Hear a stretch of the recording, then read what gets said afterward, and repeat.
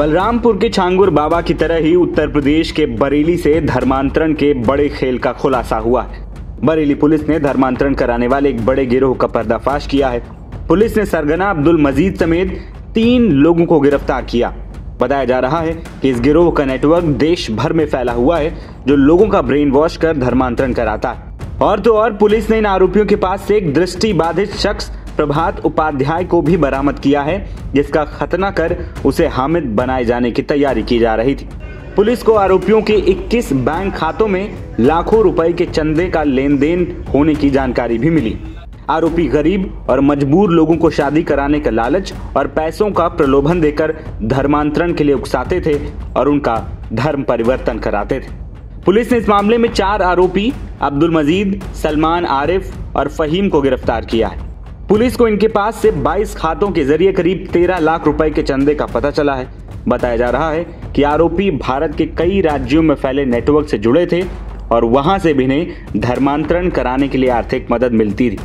इस बारे में जानकारी देते हुए एसपी ग्रामीण दक्षिण अंशिका वर्मा ने कहा कि भूता थाने में अखिलेश नाम की एक महिला ने शिकायत दर्ज कराई थी कि उसके बेटे का धर्मांतरण कराया जा रहा है।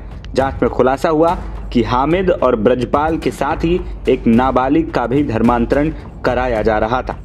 इसके बाद पुलिस ने जाल बिछाकर 4 आरोपियों को गिरफ्तार कर लिया। ये गैंग काफी समय से इस इलाके में सक्रिय था। इसके निशाने पर गरीब और कमजोर वर्ग के लोग होते थे, जिन्हें पैसों और शादी कराने का लालच देकर ये धर्मांतरण करा देते थे। आरोपियों के पास से कई प्रकार की किताबें भी बरामद की गई हैं। साथ ही जाकिर नाइक के भाषणों वाली सीडी भी मिली।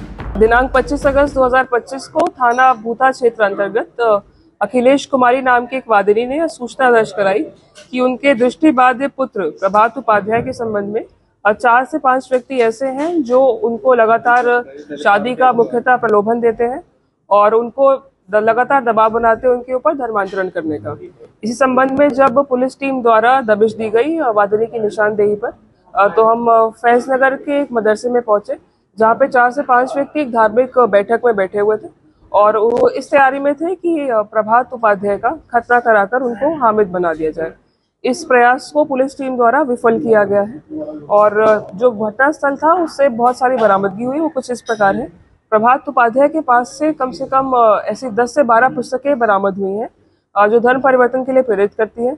जाकिर नायक नाम के व्यक्ति की कई सीडियां बरामद की गई हैं, जिससे यह परिलक्षित होता है कि इनको धर्म परिवर्तन के लिए लगातार प्रेरित किया जाता रहा है, ऑडियो बुक्स के माध्यम से भी। और इसके अतिरिक्त जो हमारे अभियुक्तगण हैं उनके पास से भी काफी कुछ बरामद हुआ है, जिसका विवरण कुछ इस प्रकार है। 10 से 12 ऐसी किताबें जो धर्म परिवर्तन के लिए प्रेरित करती हैं, कुछ ऐसी सीडी और 3 कन्वर्जन सर्टिफिकेट्स बरामद हुए जो कि अभी सादे थे, उनको आगे चलकर धर्म परिवर्तन के लिए उपयोग किया जाना था। इसके अतिरिक्त एक ब्रजपाल साहू नाम के व्यक्ति का कन्वर्जन सर्टिफिकेट बरामद हुआ है, जिसको अब अब्दुल्ला बना दिया गया है।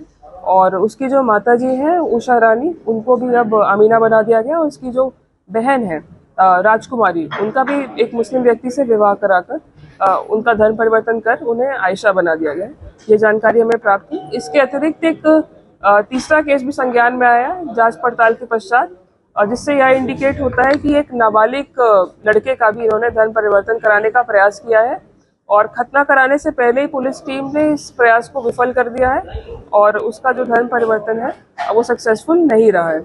ये 3 केसेस है जो संज्ञान में आए हैं। इसके अतिरिक्त जो इनके बैंक खाते हैं उससे यह इंडिकेट होता है कि किसी न किसी प्रकार की कोई चंदे कलेक्शन की स्कीम इनके द्वारा चलाई जा रही थी। और जो अब्दुल मजीद हमारा मुख्य अभियुक्त है इसमें, उसके द्वारा अक्रॉस इंडिया ट्रैवल किया गया है। गुजरात, महाराष्ट्र, MP, कर्नाटक, तमिलनाडु जैसे राज्यों में हर जगह वो गया है और चंदा इकट्ठा किया गया उसके द्वारा। ये भी चीज़ परिलक्षित होती है। अभी हमारी गिरफ्त में 4 अभियुक्त हैं, अब्दुल मजीद, आरिफ, सलमान और फहीम। इन चारों को आज जेल भेजा जा रहा है। अग्रिम विधिक कार्रवाई सुनिश्चित की जाएगी। इस केस में महमूद बेग नाम का एक व्यक्ति फिलहाल वांछित है, उसको भी जल्द गिरफ्तार करके जेल भेजा जाएगा। बरेली पुलिस ने इस पूरे नेटवर्क का खुलासा कर बड़ी राहत की सांस ली। हालांकि पुलिस का मानना है कि आरोपी लंबे समय से सक्रिय थे और उन्हीं लोगों को निशाना बनाते थे जो पहले से गरीब या मजबूरी से जूझ रहे हों।